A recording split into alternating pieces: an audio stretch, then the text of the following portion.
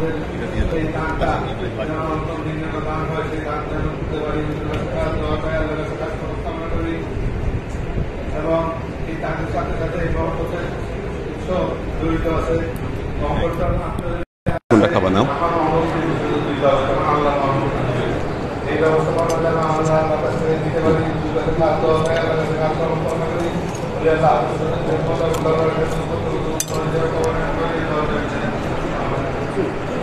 এটা হচ্ছে নতুন ইনভেস্টমেন্টের ইয়ের জন্য।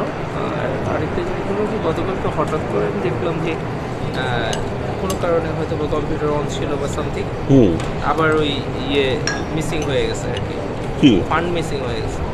আচ্ছা, যদিও কমপ্লেইন জানাইছি,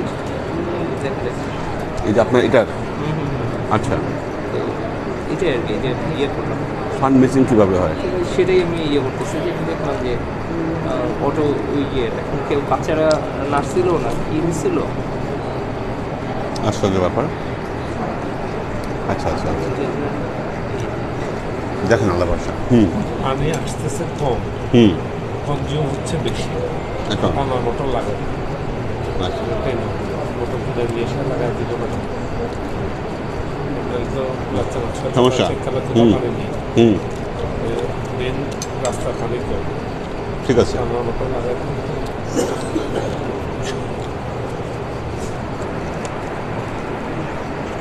দেন আমার আজকে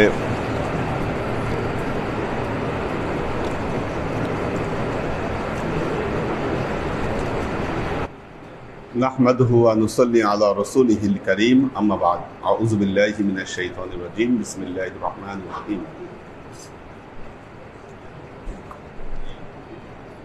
রমজানের বরকতময় দিনগুলো আমাদের অতিবাহিত হয়ে যাচ্ছে। ঈমান, আমরা যে আয়াতগুলো তেলাওয়াত করলাম, ঈমানের বিষয়গুলো মানুষ কখনো যুক্তি দিয়ে ঈমানকে মেলাতে পারবে না। এটা আল্লাহ নবীর যুগেও তাই হয়েছে।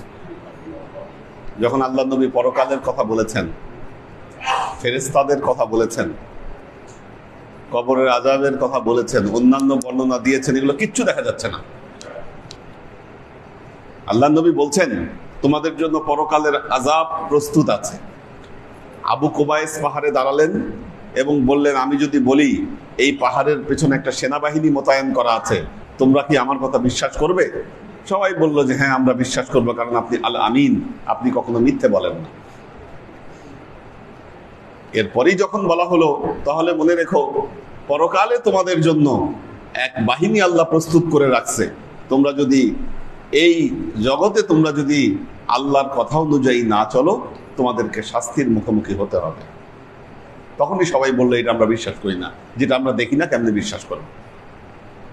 যখন জান্নাতের পুরস্কারের কথা আল্লাহ নবী বর্ণনা করলেন, তখন কাফেররা ঠাট্টা বিদ্রুপ করে বলতে থাকলো এগুলো কল্প কাহিনী, এগুলো কোনো বিশ্বাসযোগ্যতা নাই। আজকে নাস্তিকরা যা বলে। আবার যখন দোজখের আযাবের কথাও বলা হয়, তখন বলে এগুলোও সম্ভব না, কেমনে পোড়াবে একটা মানুষকে আল্লাহ। এবং ইহুদি খ্রিস্টানরা এটাও বলতো, আচ্ছা যদি সত্যিই যদি হয়, আমরা তো দুনিয়ায় টাকা পয়সা কম কামাই নাই, কালকে আল্লাহকে ঘুষ দিয়ে আমরা ওই আযাব থেকে আমরা বেঁচে যাব। নাউযুবিল্লাহ। এটা কেন? ঈমান না থাকার কারণে। আল্লাহ বললেন, দেখেন আল্লাহ ঈমান আনতে গেলে আসলে মানুষকে নির্বোধ হতে হবে, নির্বোধের মতো ঈমান আনতে হবে। কোরআন বলতেছে, আমি এটার মধ্যে তেলাওয়াত করেছি, ওয়া ইযা কিলা লাহুম আমিনু কামা আমানান নাস, যখন তাদেরকে বলা হয় তোমরা ঈমান আনো যেমনি ভাবে মানুষ ঈমান এনেছে, ক্বালু আনুমিনু কামা আমানাস সুফাহা, তারা বলে আমরা কি এমন ভাবে ঈমান আনবো যেভাবে নির্বোধরা ঈমান আনছে? নির্বোধরা যেভাবে ঈমান আনছে যেভাবে আমরা ঈমান আনবো, আমরা পারবো না এটা করতে। কাজেই বোধ শক্তি বেশি বুঝলে ঈমান আপনার মাথায় ঢুকবে না। কিছু কিছু মানুষ আছে সারা পৃথিবীটাকে তারা রেশনালি সব জাজ করতে চায়। রেশনালিজম আর ইমান এটা এক জিনিস না। ইমানের সাথে এই রেশনালিজমের কোনো সম্পর্ক নাই, বরং ইমানের জায়গাটা এমন জায়গায় যে আপনার রেশনাল জ্ঞান বুদ্ধি সবকিছুকে বিসর্জন দিয়ে আপনাকে ইমানের পথে এগোতে হবে। আল্লাহর আশিক ও সালেক বৃন্দ, আপনাদের কর্মকাণ্ড দেখলেও মানুষ বলতে পারে আপনারা সুফাহা, নাহলে বাসার কাছে মসজিদ থুয়ে এত দূরে নামাজ পড়তে আসছেন কেন? বলতেই পারে কোন পাগলে পাইছে কি? আল্লাহ কোরআনে বলছে না সুফাহাদের মতো ঈমান আনতে হবে তোমাদেরকে। আল্লাহ আমাদেরকে তৌফিক দান করুন। ওই মহিউদ্দিন ভাইয়ের মাধ্যমে আপনারা জিয়ারত করে নিয়েন। আমার একটা প্রোগ্রাম আছে, ওখানে আমি। আচ্ছা, আজকে কাদের ছিল?